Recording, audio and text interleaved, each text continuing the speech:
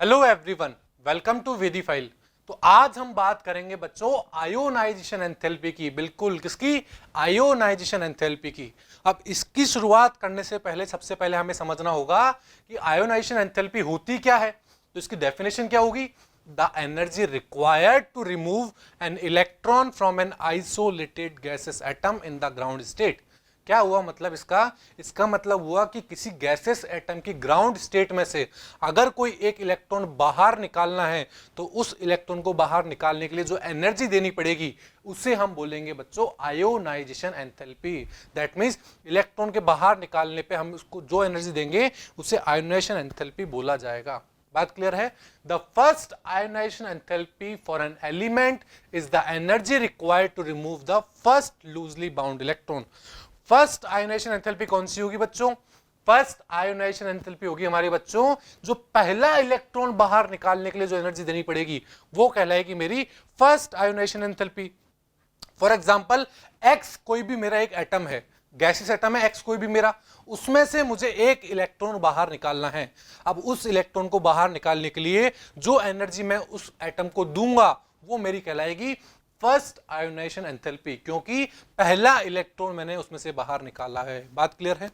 The second ionisation enthalpy is the energy required to remove second most loosely bound electron. Second ionisation enthalpy कौन सी होगी बच्चों? Second ionisation enthalpy होगी दूसरा electron बाहर निकालने के लिए देने वाली दी गई एनर्जी। बात क्लियर है? फॉर एग्जाम्पल जब मैंने एक इलेक्ट्रॉन निकाला था तो वो X प्लस में कन्वर्ट हो गया था। अब इस X प्लस में से मैं एक और इलेक्ट्रॉन बाहर निकाल देता हूं कुछ इस तरह, तो वो मेरा X प्लस किस में कन्वर्ट हो गया?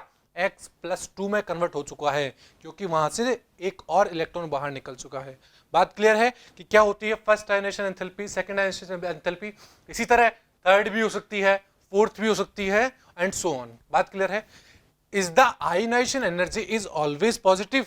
अब एक क्वेश्चन आता है बच्चों कि क्या आयोनाइजेशन एंथैल्पी हमेशा और हमेशा पॉजिटिव ही होगी? बिल्कुल यस, इसका आंसर है बिल्कुल पॉजिटिव होगी। क्यों? क्योंकि किसी भी एटम के अंदर से इलेक्ट्रॉन को बाहर निकालने के लिए हमें कुछ ना कुछ एनर्जी देनी ही पड़ेगी।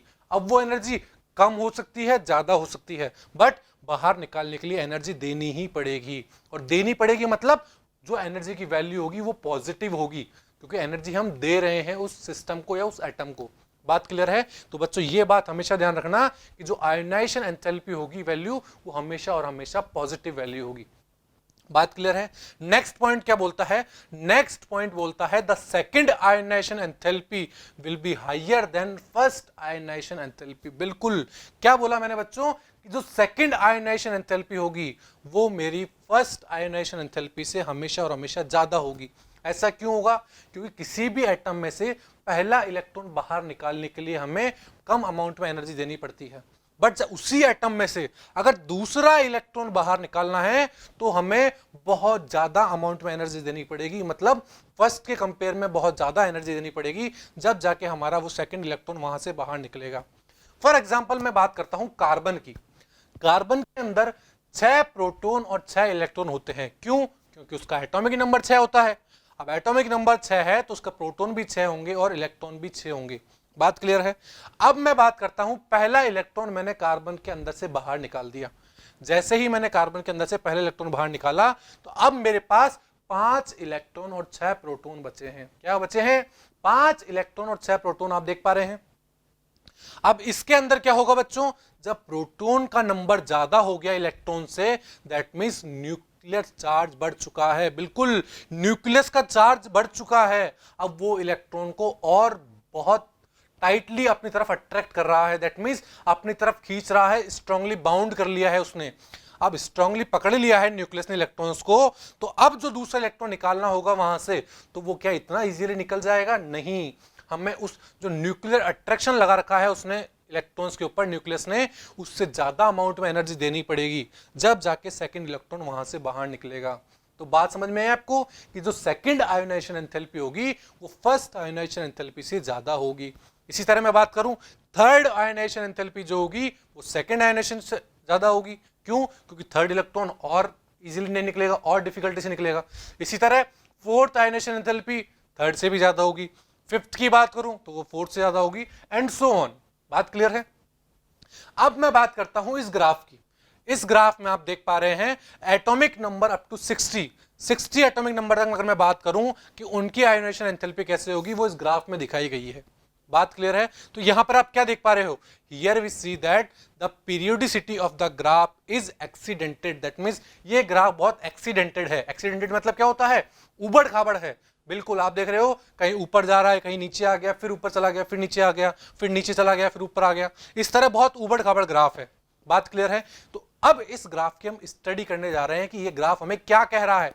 इसने क्या कहा, जो हमारे मैक्सिमा है, मैक्सिमा मतलब हाईएस्ट वैल्यू है किसकी, आयोनाइजेशन एनर्जी की, वो किसको रिप्रेजेंट कर रही है बच्चों, वो रिप्रेजेंट कर रही है नोबल गैसेस को। बिल्कुल आप देख पा रहे हो ऊपर की तरफ कौन कौन से एलिमेंट है, हीलियम है हमारा, आर्गन है हमारा, नियोन है, जिनॉन है। इस तरह सारे नोबल गैस के जो एलिमेंट है वो मैक्सिमा पर प्रेजेंट है हमारे। अब ऐसा क्यों, इनकी आयोनाइजेशन एनर्जी इतनी हाई क्यों होती है, because they have closed electron shells. इनके पास क्या होता है, क्लोज्ड इलेक्ट्रॉन शेल्स होता है, या मैं कह दूं बहुत स्टेबल इलेक्ट्रॉनिक कॉन्फ़िगरेशन होता है। सारे ऑर्बिटल्स फील्ड होते हैं, एक स्टेबल इलेक्ट्रॉनिक कॉन्फ़िगरेशन बना रखा होता है, इसलिए इनकी जो आयोनाइजेशन एनर्जी होती है वो बहुत ज्यादा होती है। आप ग्राफ में देख पा रहे हैं कि ऊपर ऊपर मेरे क्या दे रखे हैं, सारे मेरे ऊपर ऊपर मैक्सिमा पे क्या दे रखे हैं, मेरे नोबल गैस दे रखी है।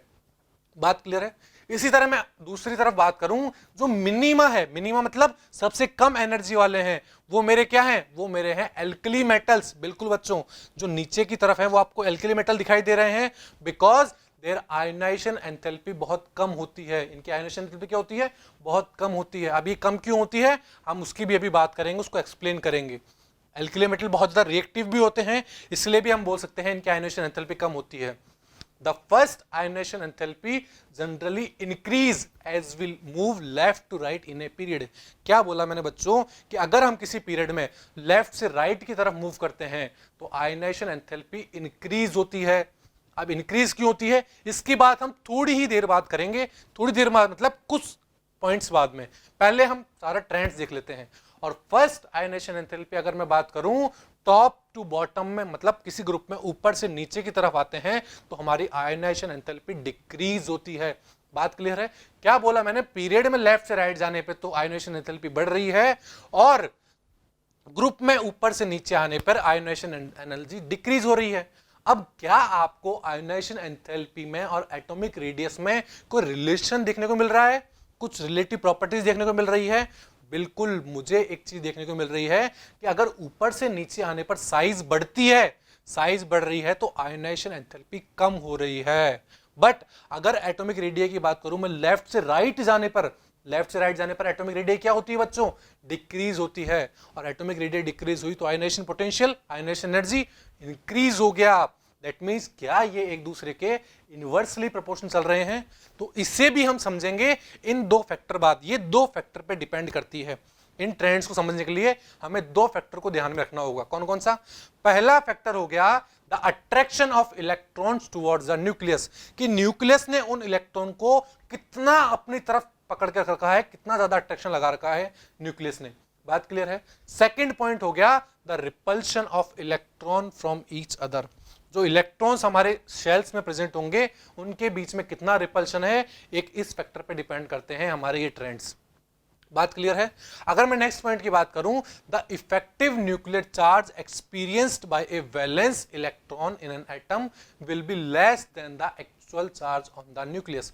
क्या मतलब हुआ इसका बच्चों? इसका मतलब हुआ कि जो मेरा कोई वैलेंस इलेक्ट्रॉन होता है किसी भी एटम के अंदर, जो शेल्स होती है उसमें जो आउटर मोस्ट शेल होगी वो मेरी कौन सी होगी, वैलेंस शेल होगी, और उसके अंदर प्रेजेंट इलेक्ट्रॉन कौन सा होगा, वैलेंस इलेक्ट्रॉन होगा। बात समझ में? वैलेंस इलेक्ट्रॉन क्या होता है, जो वैलेंस इलेक्ट्रॉन के ऊपर जो न्यूक्लियर चार्ज एक्चुअल में लगना चाहिए वो पूरा नहीं लग पाता है, कुछ अमाउंट में कम जो न्यूक्लियर चार्ज होता है वो उस वैलेंस इलेक्ट्रॉन तक पहुंचता है। अब ऐसा क्यों कि अगर न्यूक्लियस के पास 6 प्रोटॉन है मान लीजिए, तो वहां पर +6 चार्ज ऑब्जर्व होना चाहिए, बट वहां पर ऐसा नहीं होता है, वहां पर कुछ कम न्यूक्लियर चार्ज होता है। ऐसा क्यों होता है? अब ये सबसे बड़ा क्वेश्चन हो गया। ऐसा इसलिए होता है बच्चों बिकॉज जो उस n=6 में जो इलेक्ट्रॉन है मेरा, वहां से लेके और न्यूक्लियस तक के बीच में बहुत सारी क्या होती है, शेल्स होती है, और वो शेल्स शील्डिंग और स्क्रीनिंग का काम करती है। मतलब क्या हो गया इसका मतलब ये हो गया कि जो वो बीच में जो इलेक्ट्रॉन प्रेजेंट होते हैं वो उस न्यूक्लियर चार्ज को ऊपर तक जाने में रोकते हैं, मतलब खुद शील्ड करते हैं। किसको शील्ड करते हैं? बाहर वाले इलेक्ट्रॉन को शील्ड कर लेते हैं। कौन से होते हैं? इनर कोर वाले इलेक्ट्रॉन। इसको एक एग्जांपल से समझते हैं तो आपको बहुत अच्छे से क्लियर हो जाएगा बच्चों कि मैं क्या कहना चाह रहा हूं, शील्डिंग का मतलब क्या है। देखिए, सपोज मैं बात करता हूं लिथियम की। सबसे प्यारा एटम है, सबसे छोटा एटम, उसकी बात करते हैं हम लिथियम एटम की। लिथियम एटम में आप देख पा रहे हैं एक न्यूक्लियस है, एक n=1 शेल है और एक n=2 शेल है, मतलब 2 शेल यहां पर प्रेजेंट है। फर्स्ट शेल में आप देख पा रहे हैं कि 2 इलेक्ट्रॉन्स हैं यहां पर, और सेकंड शेल की बात करूं तो 1 इलेक्ट्रॉन है यहां पर। अब मैं जो वैलेंस इलेक्ट्रॉन है इसका सेकंड शेल में 1 इलेक्ट्रॉन है, उसकी बात करूं तो उसके ऊपर कितना चार्ज होना चाहिए था? उसके ऊपर न्यूक्लियस का +3 चार्ज होना चाहिए था। क्यों? क्योंकि एटॉमिक नंबर 3 है तो प्रोटॉन भी 3 ही है, तो उसके ऊपर +3 चार्ज होना चाहिए था। बट ऐसा नहीं होता है बच्चों। क्यों नहीं होता है? क्योंकि जो n=1 के अंदर 2 इलेक्ट्रॉन प्रेजेंट है वो कुछ हद तक उस न्यूक्लियस चार्ज को कम कर देते हैं बाहर वाले इलेक्ट्रॉन के ऊपर। मतलब क्या बोला मैंने? जो बीच में जो इलेक्ट्रॉन होंगे वो शील्डिंग का काम कर रहे हैं। वो क्या कह रहे हैं कि उस न्यूक्लियस चार्ज को बाहर तक नहीं जाने दें। बट बाहर तो जाता है, बट कुछ अमाउंट में कम होकर वहां तक चार्ज पहुंचेगा। ऐसा क्यों? क्योंकि उनने शील्डिंग कर दी। उनने क्या कर दिया? बचाव कर दिया कि बाहर तक इतना न्यूक्लियस चार्ज नहीं पहुंचे। बात क्लियर है? In general shielding is effective when the orbitals in the inner shell are completely filled. अब ये शील्डिंग कहां ज्यादा होगी बच्चों? शील्डिंग वहां ज्यादा होगी जहां पर इनर शेल के अंदर जो इलेक्ट्रॉन्स होंगे, इनर शेल के अंदर जो ऑर्बिटल्स होंगे वो कंप्लीटली फील्ड होंगे। अगर वो कंप्लीटली फील्ड होंगे तो बाहर तक, मतलब न्यूक्लियस से लेके उस वैलेंस शेल तक जो हमारा क्या होगा, न्यूक्लियर चार्ज होगा, वो कम बाहर तक जा पाएगा। बात क्लियर है? और ऐसे कौन से एलिमेंट होंगे जिसके अंदर शील्डिंग मैक्सिमम होगी बच्चों? बता सकते हो कोई भी आप? तो ऐसी सिचुएशन आकर होगी बच्चों एल्कली मेटल्स के अंदर। बिल्कुल, किसके अंदर? एल्कली मेटल्स के अंदर। क्यों? क्योंकि अगर एल्कली मेटल्स के जस्ट पहले वाले एटम्स की बात करूं मैं तो वो कौन सी होती है? नोबल गैसेज होती है। और आपको पता है नोबल गैसेज में सारे ऑर्बिटल एकदम फील्ड होते हैं, कंप्लीटली फील्ड होते हैं। और अगर कंप्लीटली फील्ड होंगे तो उसके जस्ट बाद वाले आने वाला एलिमेंट, उसका जो वैलेंस इलेक्ट्रॉन होगा, जैसे कि मैं बात करूं सोडियम की, तो सोडियम में जो थर्ड शेल पे जो इलेक्ट्रॉन होगा वो बहुत ज्यादा शील्डेड होगा। क्यों? क्योंकि उसके अंदर के सारे ऑर्बिटल कंप्लीटली फील्ड है और वो शील्डिंग बहुत ज्यादा कर रहे हैं। बात क्लियर है आपको कि क्या शील्डिंग होती है और किस तरह ये बिहेव एक्ट करते हैं? इसी तरह अब मैं बात करता हूं ट्रेंड की। When we move from lithium to fluorine, आप देख पा रहे हैं लिथियम टू फ्लोरीन के सारे एटम दे रखे हैं, lithium, beryllium, boron, carbon, nitrogen, oxygen, fluorine, ये सब दे रखे हैं हमको। अगर मैं लिथियम से फ्लोरीन की तरफ मूव करता हूं तो बच्चों क्या होता है? जो इलेक्ट्रॉन हमारा ऐड हो रहा है वो कहां ऐड हो रहा है? सेम प्रिंसिपल क्वांटम नंबर में ऐड हो रहा है। मतलब क्या हुआ? जैसे लिथियम में इलेक्ट्रॉन कहां ऐड हुआ? लिथियम में इलेक्ट्रॉन सेकंड शेल में ऐड हुआ। इसी तरह बेरिलियम की बात करूं तो वहां पर 2 इलेक्ट्रॉन हो गए सेकंड शेल में। बोरोन की बात करूं 3 इलेक्ट्रॉन हो गए। आगे बात करूं कार्बन की 4 इलेक्ट्रॉन हो गए। नाइट्रोजन की बात करूं 5 इलेक्ट्रॉन हो गए। और फ्लोरीन तक मैं जाता हूं तो उसी सेल में, सेकंड शेल में ही मेरे पास 7 इलेक्ट्रॉन हो चुके हैं। बात समझ में आप आई? आपको क्या बोल रहा हूं मैं? दैट मीन सेम सेल के अंदर इलेक्ट्रॉन ऐड होते जा रहे हैं। अब जैसे सेम सेल में इलेक्ट्रॉन ऐड हो रहे हैं उसी तरह यहां पर न्यूक्लियर चार्ज भी बढ़ रहा है बच्चों। क्या बढ़ रहा है? न्यूक्लियर चार्ज भी बढ़ रहा है। अब जैसे जैसे न्यूक्लियर चार्ज बढ़ रहा होगा तो हमने क्या पढ़ा था कि अट्रैक्शन, जैसे ही जैसे न्यूक्लियर चार्ज बढ़ेगा तो उस न्यूक्लियस का अट्रैक्शन उन इलेक्ट्रॉन्स की तरफ ज्यादा हो जाएगा और वो अपनी तरफ उसको टाइटली पकड़ के रखेंगे। क्या करके रखेंगे? बहुत टाइट पकड़ के रखेंगे। जैसे मैं फ्लोरीन की बात करूं तो वहां न्यूक्लियर चार्ज ज्यादा है। न्यूक्लियर चार्ज ज्यादा है तो वो जो इलेक्ट्रॉन होंगे उनको अपनी तरह पकड़ के रखेंगे। ऐसा क्यों? क्योंकि क्या यहां पर शील्डिंग बढ़ी? नहीं। जैसे जैसे मेरा न्यूक्लियर चार्ज बढ़ा यहां पर शील्डिंग नहीं बढ़ी, क्योंकि आप लिथियम के केस में भी देख पा रहे हो कि n=1 में 2 इलेक्ट्रॉन थे, और आप फ्लोरीन के केस में भी देख पा रहे हो कि n=1 में 2 ही इलेक्ट्रॉन थे। दैट मींस शील्डिंग वहां पर कांस्टेंट है, बट न्यूक्लियर चार्ज बढ़ रहा है। जैसे जैसे न्यूक्लियर चार्ज बढ़ रहा है वो इन इलेक्ट्रॉन्स को अपनी तरफ खींच रहा है, और अपनी तरफ खींचने से क्या हो रहा है बच्चों? वहां के इलेक्ट्रॉन टाइटली किससे कनेक्ट हो चुके हैं? न्यूक्लियस से कनेक्ट हो चुके हैं। दैट मींस लेफ्ट से राइट जाऊंगा मैं अगर, तो मुझे आयनाइजेशन एंथैल्पी इंक्रीज करनी पड़ेगी एक एक इलेक्ट्रॉन बाहर निकालने के लिए। दैट मीन्स लिथियम के अंदर से इलेक्ट्रॉन निकालना होगा तो मुझे इतनी एनर्जी नहीं देनी पड़ेगी, बट अगर फ्लोरीन के अंदर से मुझे इलेक्ट्रॉन बाहर निकालना होगा तो मुझे बहुत ज्यादा अमाउंट में एनर्जी देनी पड़ेगी जब वो इलेक्ट्रॉन वहां से बाहर निकल जाएगा। तो बात समझ में है आपको कि किस तरह पीरियड में एक वेरिएशन हुआ।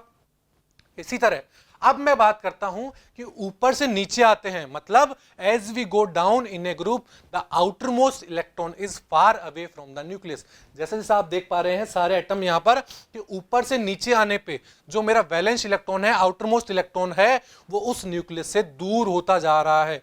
कहां होता जा रहा है? न्यूक्लियस से दूर होता जा रहा है। और ऐसा क्यों हो रहा है बच्चों? क्योंकि प्रिंसिपल क्वांटम नंबर की वैल्यू बढ़ रही है। प्रिंसिपल क्वांटम नंबर मतलब नंबर ऑफ शेल्स बढ़ रही है ऊपर से नीचे आने पर। जैसे मैं लिथियम में देख रहा हूं तो 2 ही शेल है, सोडियम में देख रहा हूं तो कितने शेल है यहाँ पर? 3 शेल हो गई, पोटेशियम में देख रहा हूं 4 शेल हो गई, और नीचे 5 शेल, 6 शेल। तो शेल बढ़ती जा रही है। शेल बढ़ने के साथ साथ क्या हो रहा है बच्चों? शेल बढ़ने के साथ साथ बीच में नए शेल्स आते जा रहे हैं, और नए शेल्स आने की वजह से क्या हुआ? शील्डिंग बढ़ गई बच्चों। बिल्कुल यहां पर शील्डिंग बढ़ चुकी है।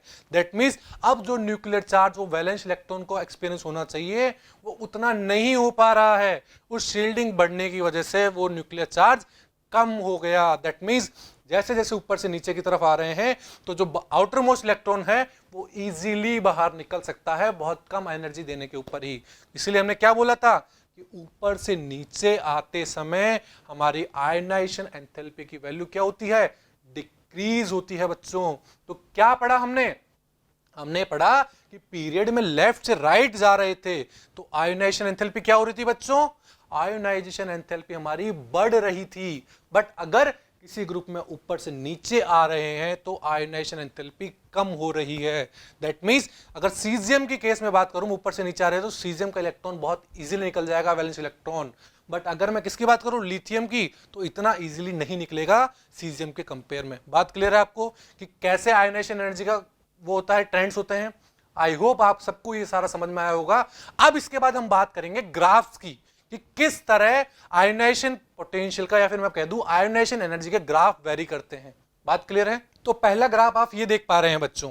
इस ग्राफ में आपको क्या दिख रहा है कि जैसे जैसे एटॉमिक नंबर बढ़ रहा है, और ये ग्राफ किसका है? ये है ग्रुप का। मतलब किसी एक ग्रुप में हम ऊपर से नीचे की तरफ मूव करते हैं तो क्या वेरिएशन होता है उसको हमने ग्राफ में रिप्रेजेंट कर दिया है बस। तो देखिए क्या चीज देख पा रहे हैं आप कि जैसे जैसे एटॉमिक नंबर बढ़ रहा है, एटॉमिक नंबर बढ़ने के साथ साथ इसकी जो आयोनाइजेशन एनर्जी की वैल्यू है वो डिक्रीज हो रही है बच्चों। क्या हो रही है? डिक्रीज हो रही है। बिल्कुल आप देख पा रहे हैं इस ग्राफ में कि जैसे ही एटॉमिक नंबर बढ़ रहा है, मतलब ऊपर से नीचे आ रहे हैं, तो जैसे कि ऊपर से नीचे आने पे क्या हो रहा है? आयोनाइजेशन एंथैल्पी की वैल्यू डिक्रीज हो रही है। दैट मींस लिथियम में सबसे ज्यादा एनर्जी है, फिर सोडियम, पोटेशियम, तो जैसे जैसे नीचे आते जा रहे हैं एनर्जी डिक्रीज होती जा रही है। बात क्लियर है? इसी तरह अब मैं बात करता हूं एक और ग्राफ की जिसमें हम पीरियड का वेरिएशन दिखा रहे हैं। तो आप यहां क्या देख पा रहे हैं? देखिए इस ग्राफ में आप देख पा रहे हैं कि एटॉमिक नंबर बढ़ने के साथ साथ आयोनाइजेशन एनर्जी भी बढ़ रही है। बिल्कुल क्या देख पा रहे हैं? आयोनाइजेशन एनर्जी भी बढ़ रही है। बट एक मिनट बच्चों, यहां पर मुझे क्या दिखाई दे रहा है? यहां पर मैं 2 एक्सेप्शन भी देख पा रहा हूं। यहां पर क्या देख पा रहे हैं कि बेरियम और बेरिलियम, इन दोनों में कुछ फ्लक्चुएशन दिखाई दे रही है। किसका ज्यादा होना चाहिए था? और एक मुझे दिखाई दे रही है ऑक्सीजन और नाइट्रोजन की तरफ, मतलब वहां भी कुछ उल्टा दिखाई दे रहा है। बिल्कुल बच्चों, ये मेरे 2 एक्सेप्शंस हैं। कौन कौन से एक्सेप्शंस हैं अब उसकी बात करता हूं मैं। इस ग्राफ में पहला एक्सेप्शन आपको दिखाई दे रहा है, the first ionisation enthalpy of boron is slightly less than the ionisation enthalpy of beryllium. Even the boron has higher, मतलब ग्रेटर न्यूक्लियर चार्ज। बोरोन का जो आयोनाइजेशन एंथैल्पी है वो आपको कम दिखाई दे रही है, जबकि बोरोन के अंदर न्यूक्लियर चार्ज ज्यादा होता है। तो वहां पर क्या ज्यादा होनी चाहिए थी? वहां पर के हमारी आयोनाइजेशन एंथैल्पी की वैल्यू जो होती है वो ज्यादा होनी चाहिए थी, क्योंकि ज्यादा न्यूक्लियर चार्ज है। बट ऐसा नहीं हो पा रहा। अब ऐसा क्यों नहीं हो पा रहा उसकी बात करते हैं। When we consider the principal quantum number level and as electron is attracted to the nucleus more than p electron। क्या बोला मैंने बच्चों? मैंने बोला कि किसी सेम प्रिंसिपल क्वांटम नंबर की बात करूं तो उस प्रिंसिपल क्वांटम नंबर में s भी होंगे, हमारे s ऑर्बिटल भी होगा और p ऑर्बिटल भी होगा। तो जो s ऑर्बिटल होगा हमारा वो ज्यादा अट्रैक्टिवली न्यूक्लियस के पास होता है, जबकि p ऑर्बिटल जो होता है वो थोड़ा सा बाहर की तरफ होता है। बात क्लियर है? फॉर एग्जाम्पल आप देख पा रहे हैं बेरिलियम, बेरिलियम के अंदर आप देख पा रहे हैं कि सेकंड शेल में केवल s ऑर्बिटल ही होता है हमारा, ठीक है। जो the electron remove during the ionization is an s electron, मतलब जो इलेक्ट्रॉन बाहर निकलेगा वो s इलेक्ट्रॉन से ही बाहर निकलेगा। whereas the electron removed during the ionization of boron is a p electron. But अगर मैं बात करूं किसकी, बोरोन की, जैसे आप बोरोन में देख पा रहे हैं, बोरोन में से जो इलेक्ट्रॉन बाहर निकलता है वो उसके p ऑर्बिटल में से निकलता है बच्चों, बिल्कुल, क्योंकि बोरोन एक p ब्लॉक एलिमेंट है तो उसका एक इलेक्ट्रॉन p ऑर्बिटल में भी प्रेजेंट होता है, तो वहां से p ऑर्बिटल से वो इलेक्ट्रॉन बाहर निकलता है। That means the penetration of 2s electron to the nucleus is more than that of 2p electron. इसका मतलब क्या हुआ, जो हमारा 2s इलेक्ट्रॉन है वो न्यूक्लियस की तरफ ज्यादा अट्रैक्टेड है, ज्यादा पेनिट्रेट है न्यूक्लियस की तरफ, बट जो 2p इलेक्ट्रॉन है वो न्यूक्लियस की तरफ इतना ज्यादा अट्रैक्टेड नहीं है। तो 2p में से इलेक्ट्रॉन निकालना इजीली होगा, क्योंकि 2p जो इलेक्ट्रॉन है उसके और न्यूक्लियस के बीच में शील्डिंग भी बहुत ज्यादा है। आप देख पा रहे हैं बोरोन के केस में जो 2p इलेक्ट्रॉन है हमारा, उसके और न्यूक्लियस के बीच में शील्डिंग भी ज्यादा है। किस किस की शील्डिंग है, एक 1s इलेक्ट्रॉन्स की, मतलब n इक्वल टू 1 शेल की, और एक n equal to second shell की शील्डिंग भी ज्यादा है। इसलिए बोरोन की जो होती है आयोनाइजेशन एंथैल्पी वो कम होती है बच्चों, और बेरिलियम की आयोनाइजेशन एंथैल्पी ज्यादा होती है। बात समझ में आया आपको? पहला एक्सेप्शन कि ऐसा क्यों वेरिएशन आ रहा था कि बोरोन की आयोनाइजेशन एंथैल्पी कम थी और बेरिलियम की ज्यादा थी, क्योंकि बोरोन के केस में p के अंदर से इलेक्ट्रॉन बाहर निकल जाते हैं। और मैं बात करूं बेरिलियम की, तो बेरिलियम के अंदर मैं देख रहा हूं जो इलेक्ट्रॉन बाहर निकलता है वो कहां से निकलता है, वो 2s में से निकलता है, और s इलेक्ट्रॉन जो होते हैं, s ऑर्बिटल जो होते हैं वो न्यूक्लियस के ज्यादा पास होते हैं as compare to p orbital. बात क्लियर है? इसी तरह मैं सेकंड एक्सेप्शन की बात करूं बच्चों, तो सेकंड एक्सेप्शन क्या है मेरा, कि जो ऑक्सीजन है, ऑक्सीजन की आयोनाइजेशन एंथैल्पी कम है, जबकि नाइट्रोजन की आयोनाइजेशन एंथैल्पी ज्यादा है। क्या ये सही है? नहीं, हमारे पास ऑक्सीजन की आयोनाइजेशन एंथैल्पी ज्यादा होनी चाहिए, क्योंकि वहां पर न्यूक्लियर चार्ज ज्यादा होता है, बिल्कुल। अब इसका क्या रीजन है उसकी बात करते हैं। This arises because in the nitrogen atom 3 2p electrons are present in different orbital. बिल्कुल, जो नाइट्रोजन की बात करूं मैं, नाइट्रोजन का इलेक्ट्रॉनिक कॉन्फ़िगरेशन देख रहे हो आप यहाँ पे ऑर्बिटल्स के अंदर, तो आप देख रहे हो जो 3 इलेक्ट्रॉन है वो एक एक इलेक्ट्रॉन में प्रेजेंट है, मतलब अलग अलग ऑर्बिटल में प्रेजेंट है। बट अगर मैं ऑक्सीजन की बात करूं तो ऑक्सीजन में आप क्या देख पा रहे हो कि 2 ऑर्बिटल में तो एक एक इलेक्ट्रॉन प्रेजेंट है, बट तीसरे ऑर्बिटल में 2 इलेक्ट्रॉन प्रेजेंट है बच्चों। क्या प्रेजेंट है? 2 इलेक्ट्रॉन प्रेजेंट है, बिल्कुल। और 2 इलेक्ट्रॉन प्रेजेंट होने की वजह से यहां पर इलेक्ट्रॉन इलेक्ट्रॉन रिपल्शन हो रहा है बच्चों। क्या हो रहा है? इलेक्ट्रॉन इलेक्ट्रॉन रिपल्शन हो रहा है। तो इस रिपल्शन को कम करने के लिए जो एक इलेक्ट्रॉन बाहर निकलता है वो बहुत इजीली बाहर निकल जाता है ऑक्सीजन की केस में। क्यों? क्योंकि वहां पर इलेक्ट्रॉन इलेक्ट्रॉन रिपल्शन हो रहा है। बट नाइट्रोजन में तीनों इलेक्ट्रॉन सेपरेट ऑर्बिटल्स में होते हैं तो वहां इतना रिपल्शन नहीं होता, बट ऑक्सीजन में रिपल्शन होता है, और रिपल्शन होगा तो एक इलेक्ट्रॉन बाहर निकलने की टेंडेंसी रखेगा, और बाहर निकलने की टेंडेंसी रख रहा है, दैट मींस उसके केस में आयोनाइजेशन एंथैल्पी कम होगी बच्चों। क्या होगी? आयोनाइजेशन एंथैल्पी कम होगी, और नाइट्रोजन के केस में आयोनाइजेशन एंथैल्पी की वैल्यू ज्यादा होगी। बात क्लियर है आपको? तो ये सब था हमारा आयोनाइजेशन एंथैल्पी के बारे में, उसके 2 एक्सेप्शन के बारे में, और हमने दोनों ग्राफ भी रीड कर लिए हैं। आई होप आप सबको ये आयोनाइजेशन एंथैल्पी समझ में आई होगी। Thank you.